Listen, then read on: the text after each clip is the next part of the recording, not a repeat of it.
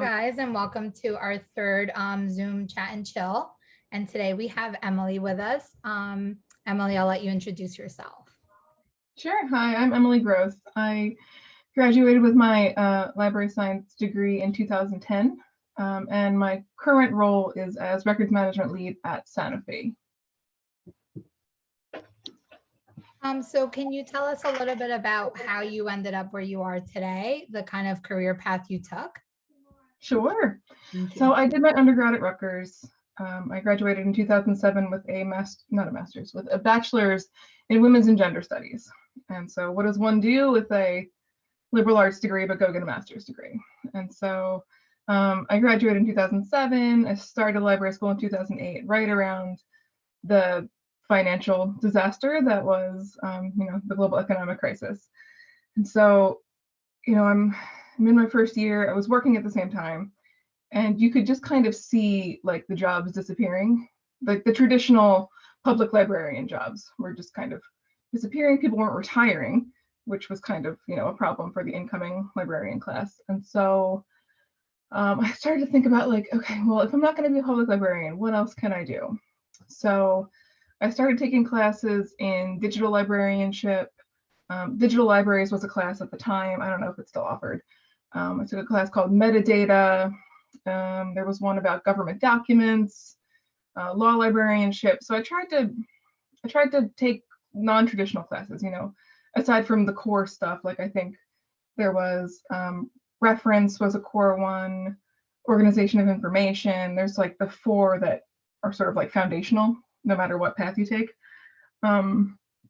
So once I'd finished those, I was like, okay, well, what else, what else do I want to do? What else do I want to learn about? So I just kind of like let my instincts almost guide me. Since I mentioned my husband is a public school librarian, and so he had very prescribed class. I think 11 of his classes were standard, and then he had one elective, but I had essentially all electives. And so one of the classes that I took that was really formative for me was records management. I believe they still offer it. And the professor and I are good friends now. This guy, Steve Delina, he's very funny. If you ever want to take that class, it's a good class. And he put me in touch with a woman who worked at Chubb, which is an insurance company in New Jersey. And they had an internship opening for just records management.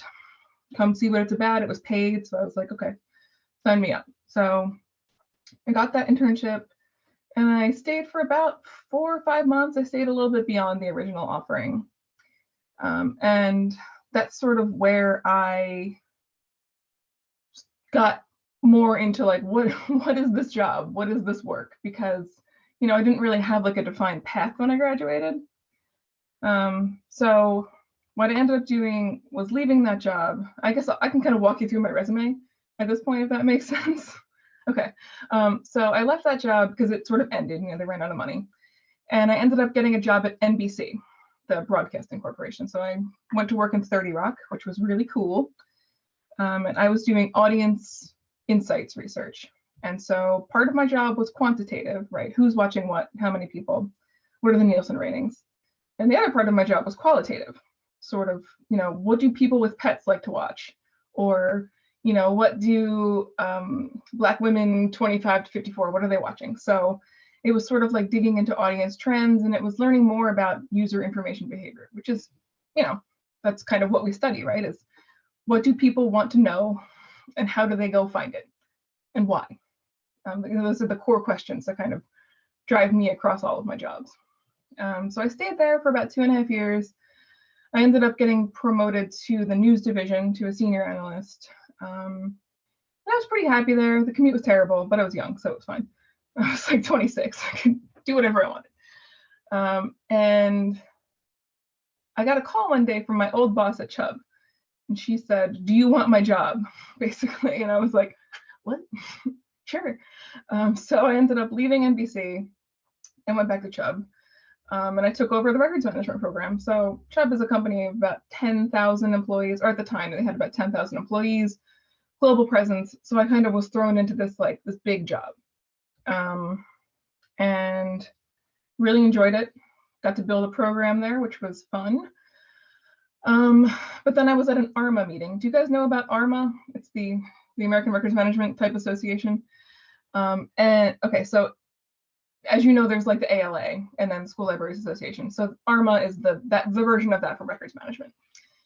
And so I met this guy, Scott McVeigh, at an ARMA meeting. He was like, have you ever thought about consulting? And I was like, no, I don't think I'm smart enough to consult. And he was like, trust me, you're smart enough to be a consultant. And he worked for a small company that was based in Cranford, New Jersey, called Paragon. So we talked for a while at this meeting, we exchanged business cards. And then he was like, come to lunch with me. I'll tell you more about the job. So I went to lunch with him, and it essentially ended up with a job offer. I don't know how that happened. These things just happen sometimes. So I ended up going to be a consultant for Paragon. I was there for about 2 years. After about a year, Scott left that job and he went to Deloitte. And he said, I can't recruit you yet to come work for me at Deloitte, but in a year, when my non-solicit, non-compete is up, I'll give you a call. And a year later, to the day, called me and he said, I can hire you now. Here's the job posting. Apply for it. So when I was a consultant with Paragon, I did mostly records management consulting. So having this foundational industry knowledge is sort of what would enable you to go do that somewhere else, right? So once you kind of know what you're talking about, you can go tell other people how to do that, which is nice. You get paid a lot more than you would working in-house, but the hours are crazier, the bosses are crazier, just it's client service work. So you can imagine all of the insane people that you encounter in a public library, way worse in consulting. And I worked on a variety of projects. I got to travel, which was cool. I got to go on business trips. I went all around the US, interviewing people, meeting people. So I don't really consider myself to be an extrovert. I'm more of an introvert, but that job sort of forced me to learn how to talk to people, which was nice because that's a good skill to have. So fast forward, Scott contacts me and he says, come work for me at Deloitte. I interview, I get the job. And now I'm like in the big four, right? I'm like a big four consultant. This is the big job. I loved it. It's really, really fun when you're young. Disclaimer there that, when you can get on a plane or drink until 2 o'clock in the morning, it's fun. Once you get older into your, let's say your mid 30s, it becomes a lot less fun. But I did a lot of the same type of consulting at Deloitte that I did at Paragon, but the projects were bigger, the clients were bigger. So Fortune 500 companies and pharmaceuticals, financial services, insurance, and I got to travel a lot wider than I did at Paragon. So I spent a bunch of time in Sweden, which was cool, Milan, London, Madrid, Oslo, where else did I go? Lisbon, and then all around the US too. So it's a typical kind of job where you wake up on Monday morning at 4 o'clock in the morning, go to the airport, get on a plane, you come home Thursday night at midnight. So it's a lot of work, it's very intense, but it is pretty fun if you like that subject matter. And if you want, it's not for everyone. I wouldn't go back at this point, but you learn a lot really fast. You learn a lot of skills really fast. So after about 4 years at Deloitte, I got just kind of tired of what a grind it was because they really grind you into dust. So I started looking outside the company, and a woman I had met through the larger US ARMA, this woman Darla, she works for Sanofi, and I found a job posting and I was like, Darla works there. I'm gonna ping Darla. So we talked a couple times about the job. She was like, I think you're probably strong enough to get this job on your own without me referring you. So I applied, interviewed with a few people, and got it. And so that's where I am now. So my job today is records management lead for global regulatory affairs. So Sanofi's, it's mostly a French company. They're based in France, but they have a pretty large US presence. I think there's 100,000 employees globally. That includes all of the affiliated.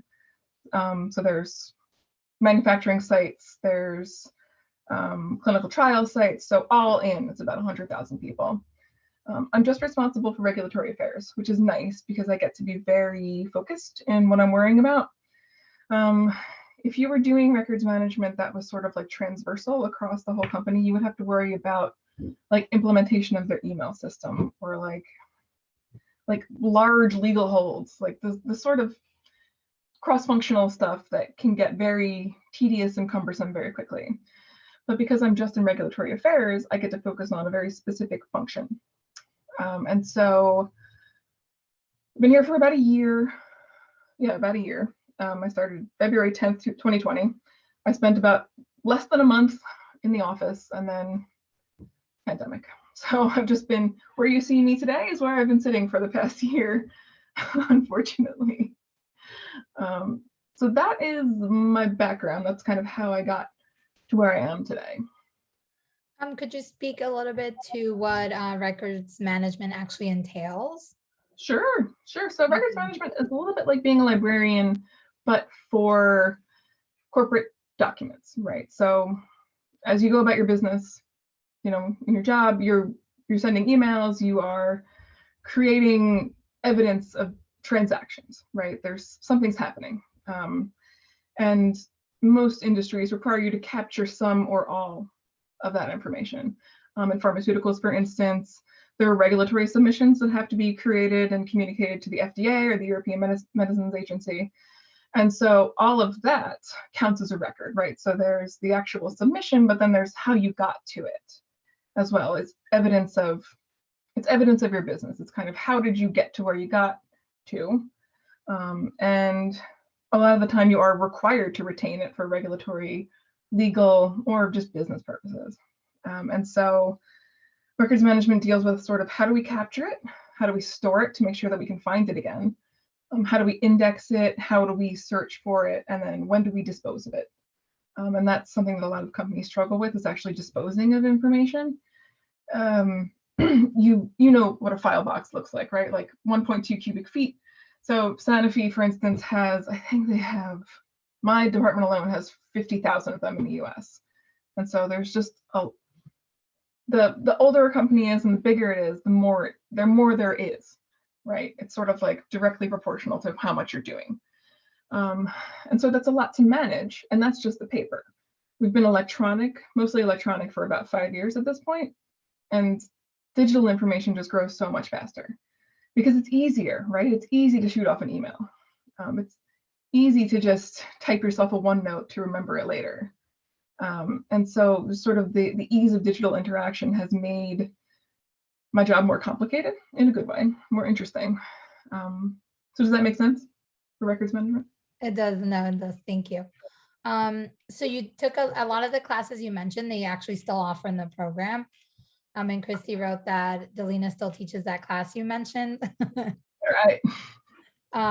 So I guess, I mean, you're right. I didn't think about it until you said it, but for the MI portion of it, it is a lot of electives now because there's only 4 core classes, if I'm not mistaken. And then there's the non-credit ones. So like we all had to take infotech, and that's the only tech class that's required if you're in the library track. But then there's the data science track, and then there's the school librarian. But so out of all those classes that you took, which one do you think was your favorite, or like, is there a class that you felt they could have offered that they haven't offered yet? Or maybe, you know, you're like, that class would have been really great to have had. I think so. The one that was most directly related to my current job is records management. I also took a seminar when I was there. It was like information privacy. I don't know who is the dean these days. Is it? Well, I'm not sure. That's okay. Is it Kevin Ewell? Okay, different guy. Yes. For the whole department, yes, it'd be Kevin. Yeah. Okay, so there was a different dean at the time, and his wife Nancy Kranich taught this class on information privacy, and it was sort of about like. Nancy's our adjunct advisor, and she still teaches. I have her, Jolie, and I have her for a community engagement class. Okay, yeah. So she taught a class on privacy and sort of like what are your rights when it comes to your information, and that was probably like the coolest class because that was like it was like very poignant too, because this is when 2010 Facebook was like still kind of like on its way up in terms of popularity and people getting onto it. Now everybody's parents are on Facebook and everybody hates Facebook, right? But I at mean, the you're not time, wrong, like but there's so many other sites now that we're all on, like yeah, Instagram, and no one ever Instagram, reached the user end agreement. They just said, I agree, and exactly, right. everyone's So like information is. what's hidden in those terms of service. And so that class was really interesting because it was like no one's really talking about this stuff yet. Like she introduced us to like the other Electronic Frontier Foundation and some of the other organizations out there that do privacy work. And it was kind of new, right? No one was really thinking about like, what am I sharing online? Like, what are they tracking me through? So that class was like probably the most, I would say, interesting, or like, I don't know, like it was like a step above, of course. I took a digital, it was like a special topics one, and it was designing, building and understanding social media. And it spoke a little bit about what you were saying. And it's like no one really reads what they're agreeing to. So we applied to get like some sort of student back into Twitter so we can collect other people's tweets like under a hashtag or something. And it was crazy. I was like, oh, maybe things shouldn't be as public as we make them out. So it was definitely really interesting. And I don't know, I guess I never saw Jolie said she thinks Nancy still teaches that class, and I'll have to look into that because that does sound really interesting, especially because when people go to library, any sort of facility or public building, they're sharing their personal information in hopes that no one other than the person they're sharing it with has access to it.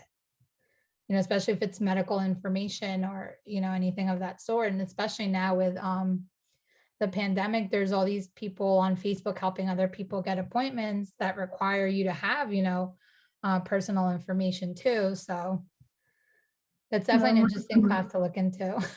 We're just kind of hoping that the pandemic hasn't totally upended like HIPAA or, the privacy mores that we had kind of gotten used to. And yeah. I think the other class that was really, really useful to me, I can't remember what it was called, but it was like 520. It was like the principles of searching. That's what it was. It might still be required, but I don't even know if they still teach it, but we had to use this application called Dialogue. I don't know if they would even still teach you guys Dialogue, but essentially it was like the first research internet. Yes. Oh wait, no, it wasn't organizing information. Maybe it was 530 or something.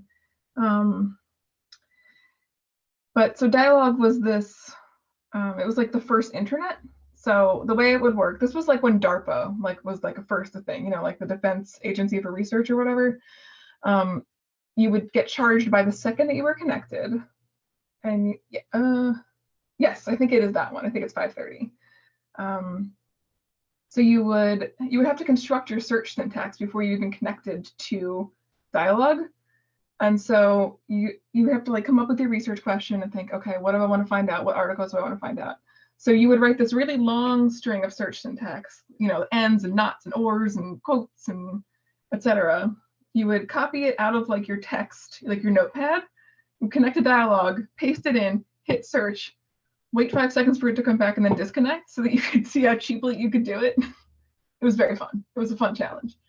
And so it would give you like, it would just give you, it was like an abstract almost, so that you could go back and like figure out like what you wanted to dig into in more in depth. But that class was really interesting because it kind of taught you how to think about how databases were organized. And, am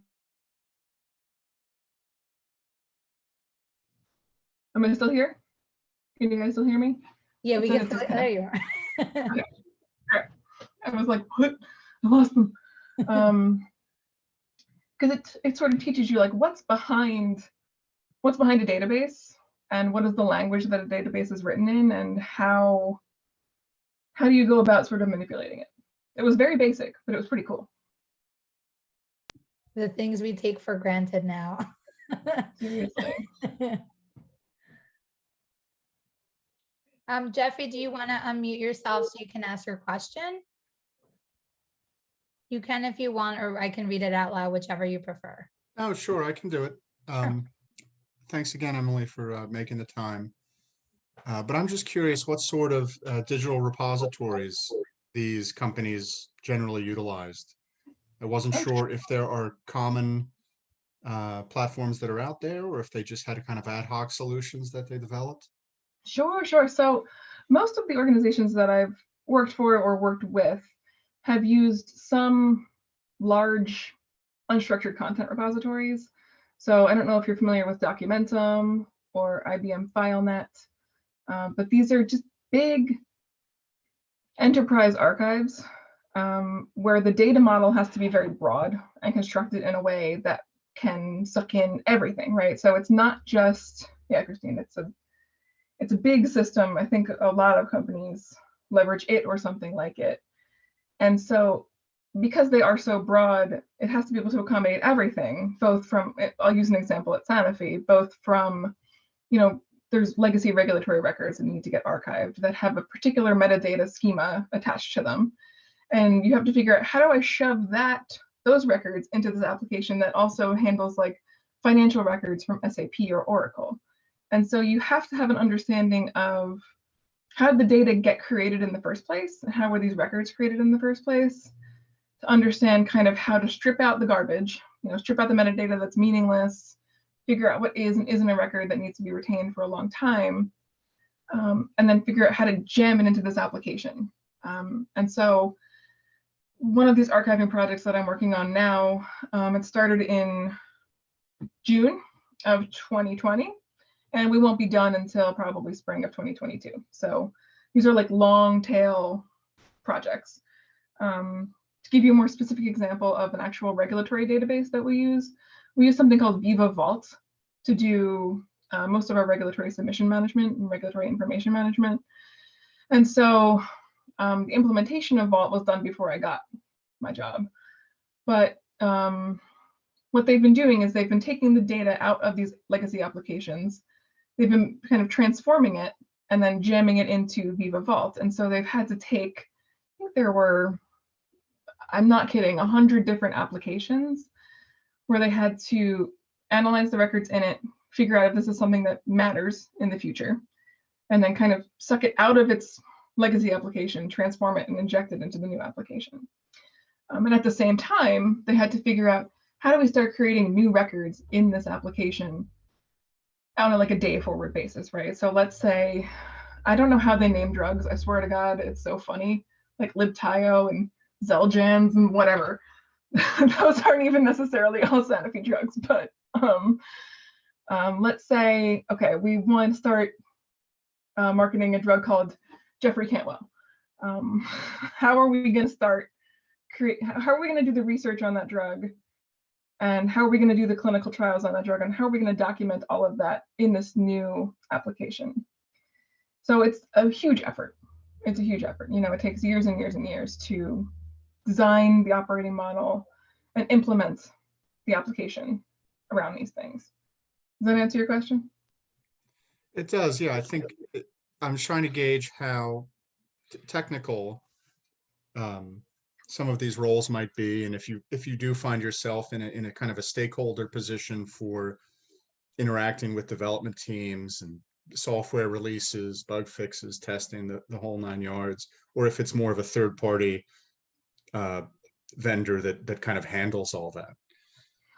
Usually I'm a consumer of the end product, right? So I'll be involved in user requirements gathering and sort of like some of the design stuff around it, but I'm not an actual programmer. So, I'm not going in and telling the application what to do. I'm just telling the technical implementation team, here's what I need it to do.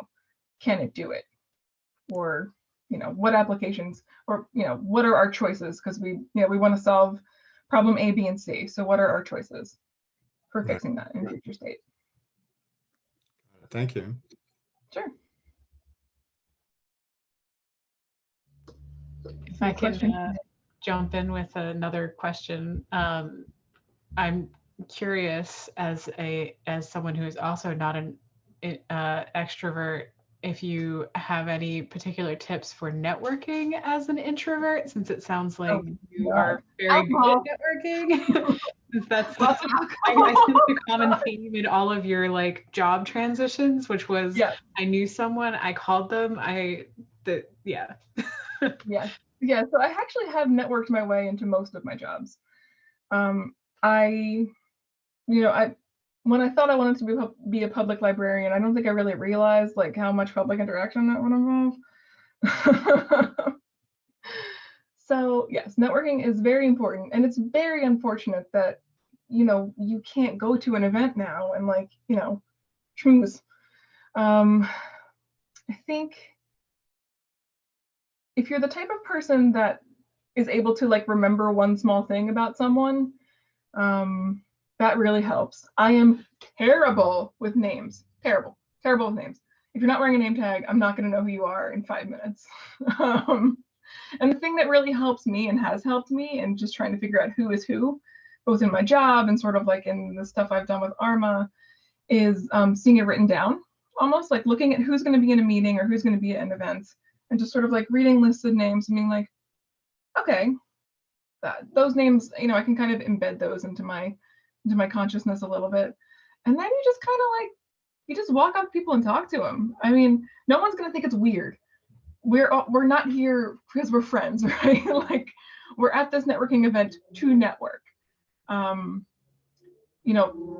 It's sort of like public speaking almost. Like the best advice I can give you about public speaking is that no one knows what you were going to say. So if you feel like you screwed up what you were thinking about saying or what your messaging was, no one's going to know. No one's going to judge you for it. You're only going to be hard on yourself about it later on. So kind of the same thing with networking, right? Like just kind of like keep it loose. I would develop like a couple anecdotes about yourself. You want to develop like an elevator pitch about yourself. Like, I'm Christy, I'm studying this, I'm graduating this date, I'm really interested in this. And most people are nice and will talk to you. Most people do not want to make it weird because if they make it weird for you, it's weird for them also, unless they're a total psychopath, and then you don't have to worry about it. And it just comes with getting comfortable, right? Like the first couple times you do it, it feels really weird, really unnatural, and it feels like bad and gross, honestly. But then you just keep doing it and you're like, okay, this is a normal thing for jobs. This is kind of how it works, how people get jobs.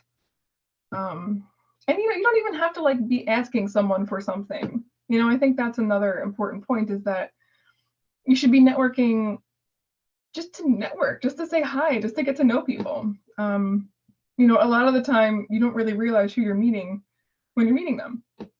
You might find out, oh, this guy does this thing that is not really related to what I want to do. But then, 2 years later, you might bump into him at the airport or something. Like, hey man, how are you? How's that thing going? And also, no one's also expecting you to remember like every detail that you've ever talked about, right? Like if someone's like, oh, I have 2 kids, I live in this town, and this is my job, then like there's 3 things that you can, if you remember one of those things about that person, that's enough. No one's ego should be so big as to think that like you should remember everything that you talked about, right? So I guess my advice is that it's really not that serious. Don't worry.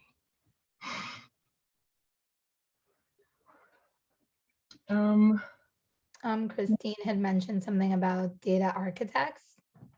I do work with data architects.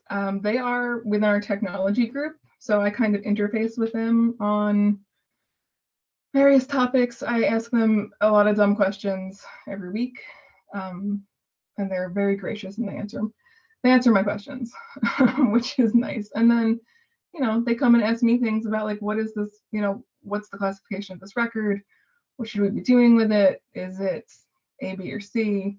But yeah, there is a fair amount of data architecting. I don't do it myself. They might ask me for some support with it if it's like a new application that we're implementing, or if it's just a new problem that we're facing. But yeah, they are out there. I don't know if there's I mean, any advice you wanna, it does, there seems to be a little, I had the word and I forgot it because I didn't write it down. But it does seem like, the field that you work in is a little daunting because it seems like there's so much, or it, the verbiage that goes along with it is not, it's not something, I haven't taken any of the classes, like organizing information or search. So that's not something that I really can speak to, but it does seem a little daunting. So I don't know if you could say a little bit about it. Maybe that it's not, I know you said it's not as serious as it seems, because it does seem like a very heavy subject. Yeah. I guess if you got a job like mine, or if you got an entry-level job like mine, you wouldn't just be cast into the fray to figure it out for yourself, right? Like you would have a boss that kind of understands what you're supposed to be doing and what you're supposed to be sort of like, what is the right answer, right? Like you will never be expected to just go forth and figure it out on your own. Never say never, but usually one of the first things that you'll learn in any new job is what are the guardrails? Like what can I do and what can't I do? And I've been doing it for 10 years, so you just kind of like build it up, right? Like I don't think anyone expects you to know totally everything right off the bat. I think especially, library science is dominated by women. And I think as women, we tend to put a lot of pressure on ourselves to be like perfect, or like we feel like we have to work harder than the boys to be taken half as seriously. And I think, that is sort of true. Exactly, Christine, we do have to work hard. But one of the most fun things about being a consultant is telling men what to do, quite honestly. But yeah, I mean, it can be a little daunting, and I still have extreme imposter syndrome. Like it never really goes away. I'll be sitting in a meeting and I'm like, oh no, they're gonna ask me that question, aren't they? And then they ask me that question and I'm like, shit. And you just, I usually have the right answer. But I think what's healthy if you get into that type of situation is to say that you don't know. No one expects you to understand everything right off the bat, especially in an entry-level job, or like when you first start working.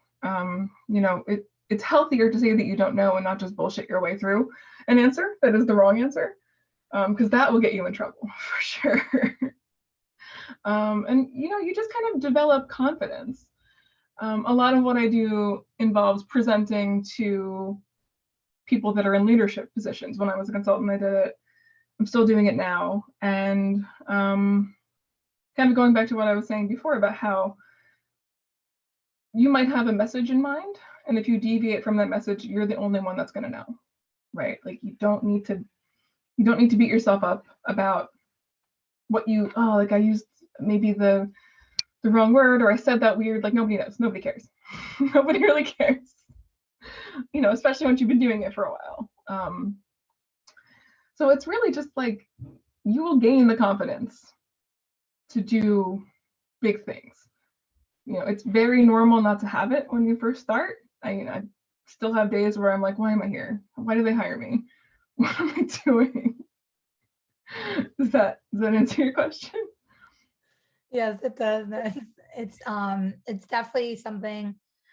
So I knew I wanted to be a public librarian. That's because I already work in a library, and I know that's, so I've never really thought about the aspect, the other side of the MI program.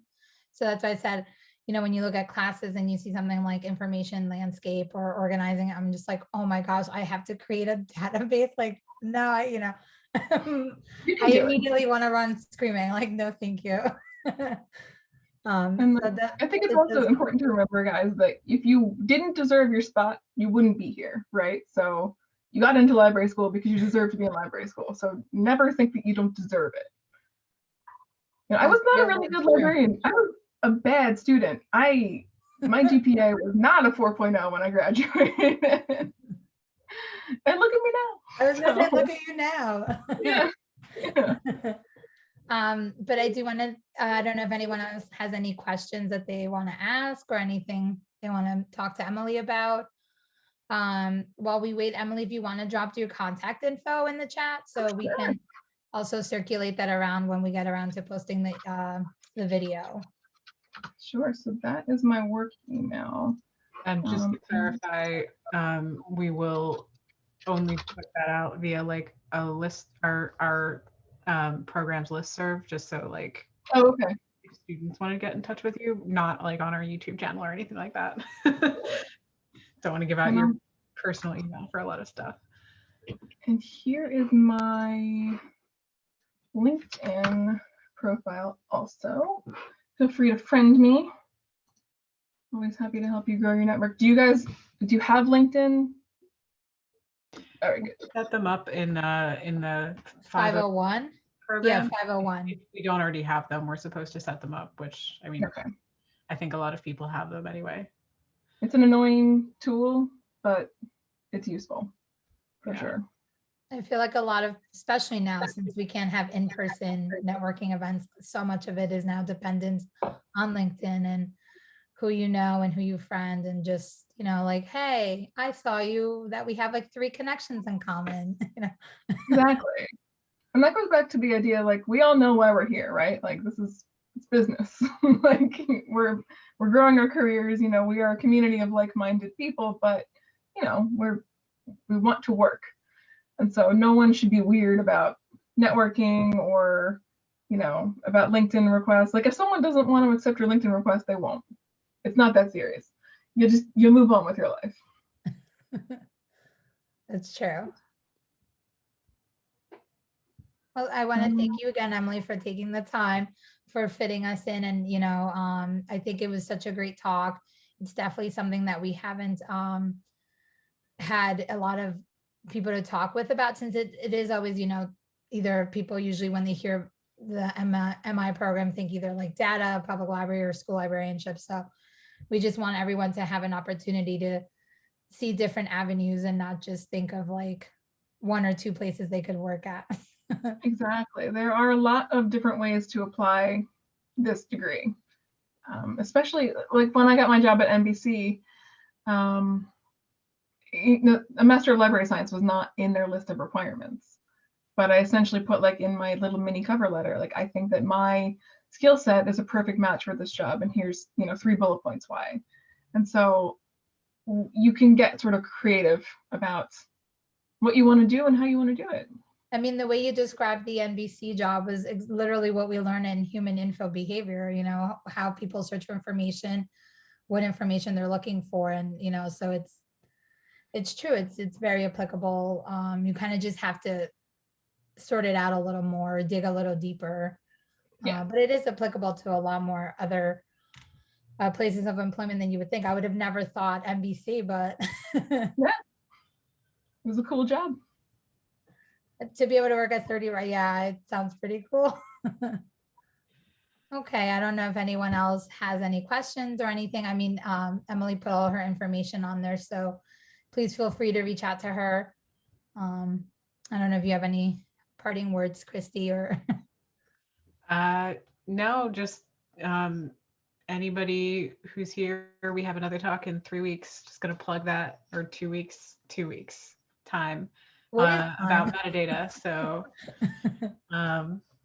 good times. And thank you so much, Emily, for speaking with us, because this has been great. And I'll pass on the recording link to Professor Delina, because I'm sure he'll share it with his records management class. I know a few people who are taking it this semester, and I took it a year ago. So okay.